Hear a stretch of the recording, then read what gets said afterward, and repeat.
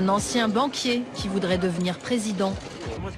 À moins qu'une ligne de son CV ne fasse trébucher l'homme pressé. Son passage par la banque Rothschild. Quand vos adversaires vous qualifient de candidat de la finance, qu'est-ce que ça vous inspire? Ce qui a bloqué la France, c'est le 49.3, monsieur Macron. Et quant aux remarques sur son costume... La meilleure façon de se payer un costard, c'est de travailler. Voilà. C'est travailler. Mais je rêve de travailler, monsieur, donnez du travail. Sur la loi travail, pas question non plus de se laisser faire. Le professeur Macron tente de se faire comprendre. C'est pas moi qui vais créer des emplois. Ça fait 4 ans et demi que je ne suis plus banquier. Et quand je vois qu'on dit encore l'ex-banquier, etc., je peux dire l'ex-ministre. J'étais président. Je peux dire l'ex. J'ai été fonctionnaire plus longtemps que je n'ai été banquier. C'est une question qui vous agace un peu. Non, pas du tout. 2 années passées au sein de la plus grande banque d'affaires d'Europe. 2 années à gérer des fusions-acquisitions et gagner des millions. Qu'il le veuille ou non, Emmanuel Macron incarne pour ses détracteurs la connivence de la classe politique avec la finance. Pendant plusieurs semaines, nous lui avons demandé un entretien sur sa vie d'avant, celle où il conseillait les patrons du CAC 40. Des injustices qui explosent et une incompréhension face à tous ces changements. La réponse a toujours été la même. Mais non, mais je viens... Mais non. Le gouvernement n'a aucun respect Ça pour n'est les pas salariés. vrai, madame, ça n'est pas vrai. Sinon, je ne serais même pas venu vous voir Monsieur Macron. ce que je fais à chaque fois. Sinon, vous savez, avec les milliers de gens qu'il y a dans la rue, il y a longtemps que vous nous auriez écoutés. Non, vous parce ne que faites ça n'est rien. pas... Vous nous ignorez. Non, vous madame, nous mais parce que c'est pas parce qu'il y a des gens dans la rue. C'est pas parce qu'il y a des gens dans la rue. C'est pas par plaisir, mais c'est pas par plaisir qu'on va dans la rue. Il y a des non C'est pas par plaisir que changer la j'arrive température, mesurer la température de ce qui se passe dans nos pays. Nous pouvons le faire, nous, ici aussi, ce soir. Emmanuel Macron n'évoquera pas son passage chez Rothschild.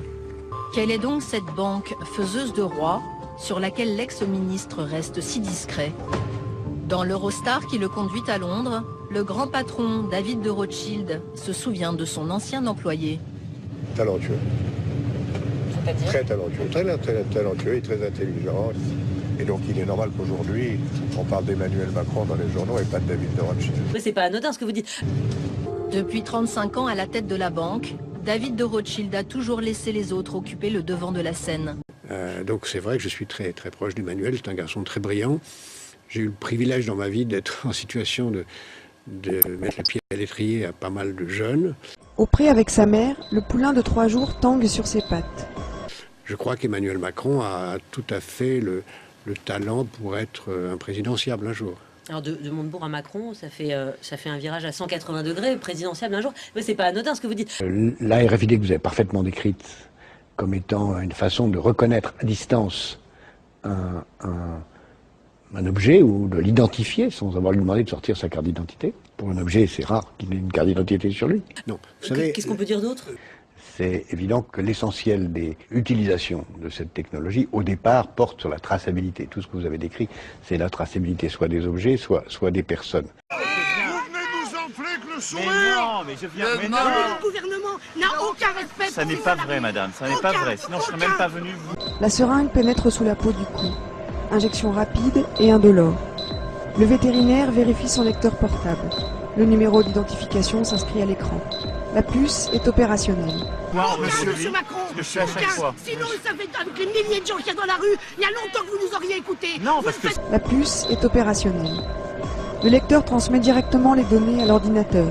Date de naissance, sexe, numéro des géniteurs, vaccination, allaitement, etc. Il sera désormais simple, en consultant les bases de données, d'assurer un suivi sanitaire rigoureux, de vérifier qui est le propriétaire du poulain et, en le scannant avec un lecteur portable, de l'identifier à tout moment. L'animal est entré dans le système. Il a le droit d'exister. Ça n'est pas... Vous nous ignorez. Non, madame.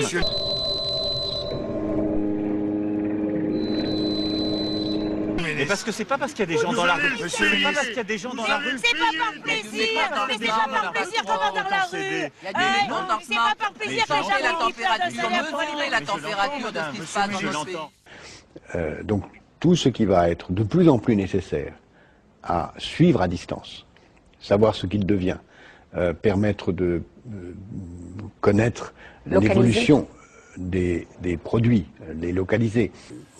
C'est comme la politique, comme le disait très justement Arnaud Montebourg hier, ça ressemble beaucoup au théâtre. Je crois qu'on ne perdure pas si on perd les repères. Bonsoir Olivier Besancenot, merci d'être avec nous. Vous êtes une des figures de proue du nouveau parti anticapitaliste. Vous demandez un rassemblement qui aura probablement lieu au début de l'année prochaine contre la loi Macron. Vous avez face à vous Jacques Attali, qui est l'un des inspirateurs de cette loi Macron. Mais disons que la loi Macron puise en quelque sorte dans votre commission. En tout cas, on ne va pas jouer sur les mots. On va tenter. Ce sera difficile. Non, mais d'abord pour rejoindre l'actualité médiate, j'avoue que j'ai pas lu les 107 articles, voilà, surtout qu'il y aura encore quelques bougées. Mais moi, ce qui m'intéresse, c'est la logique générale. Et un point essentiel, qui est cette espèce de fixette, de truc monomaniaque, qui consiste à s'attaquer en permanence sur la question du code du travail. Au nom d'une vision, en plus de quelque chose de visionnaire, qui pour moi en rien visionnaire, puisque le code du travail, finalement, la loi Macron, ça sera qu'une attaque supplémentaire, ça risque de démanteler finalement une législation du travail qui a été arrachée par des dizaines et des dizaines d'années de rapports de force sociale. Mais dans la loi Macron, il n'y a pas que ça. On s'attaque à la question de l'inspection du travail, où des peines qui étaient jusqu'à présent pénales deviendront administratives, avec l'inspection du travail qui sera un peu plus contrôlée par le ministère et finalement par le gouvernement. On s'attaque au prud'homme, c'est-à-dire qu'on va donner plus de pouvoir aux juges des partidaires, c'est-à-dire à la justice, moins de pouvoir aux conseillers prud'homaux, c'est-à-dire finalement à la représentation salariale. C'est pas une petite affaire pour les 200 000 personnes qui chaque année font appel au prud'homme. Pire, ça paraît anecdotique, on parle de la médecine du travail, qu'on rend finalement responsable d'insécuriser les employeurs parce qu'on accorderait des situations d'adaptabilité trop biaisé, on va dire, voilà, c'est-à-dire qu'on permet à des personnes qui ont des problèmes de santé de trouver un poste adapté et finalement c'est pas bon pour l'employeur. Et il y a une petite musique comme ça générale, on propose aussi finalement de généraliser la loi de 2008 sur la séparation conventionnelle du contrat de travail à l'amiable, alors que jusqu'à présent dans le code civil on nous en protégeait. Donc tout ça, s'il doit y avoir une question, c'est qu'est-ce qui pousse?